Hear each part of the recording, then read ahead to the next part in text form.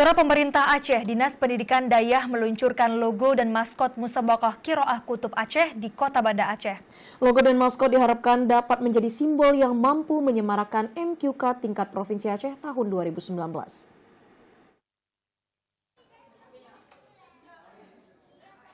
Musabaqah Qiraatil Kutub MQK Aceh berlangsung mulai 29 November hingga 3 Desember 2019. Asrama Haji menjadi tempat penyelenggaraan event.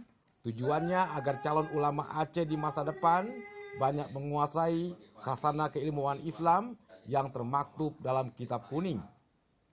Peluncuran ditandai dengan penekanan tombol oleh staf ahli Gubernur Bidang Keistimewaan Aceh Darmansa, Kakamil Kemenak Aceh Daud Pake, dan Kadis Pendidikan Daya Usama El Batni selaku ketua penyelenggara.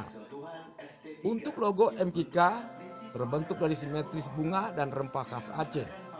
Sedangkan maskot representasi dari karakteristik santri yang sederhana dan bersahaja.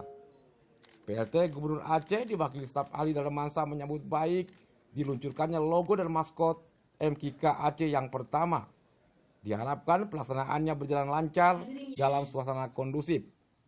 Senada dengan itu, Kadis Pendidikan Daya Aceh Usama El Madi menjelaskan launching logo dan maskot MQK merupakan sosialisasi dan diharapkan masyarakat dapat mengetahui tentang event tersebut. Jadi Musabaqah Kitab Kuning ini menjadi model atau menjadi inovasi untuk pengembangan syariat Islam di Aceh.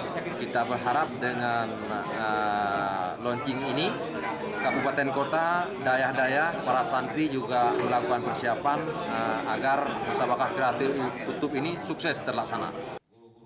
Jumlah peserta MQK Aceh diikuti 460 orang, terdiri dari santri dan pendamping dengan mempertandingkan 10 cabang, diantaranya fikih, hadis, tafsir, tauhid, tarik, akhlak, pidato bahasa Arab dan Indonesia.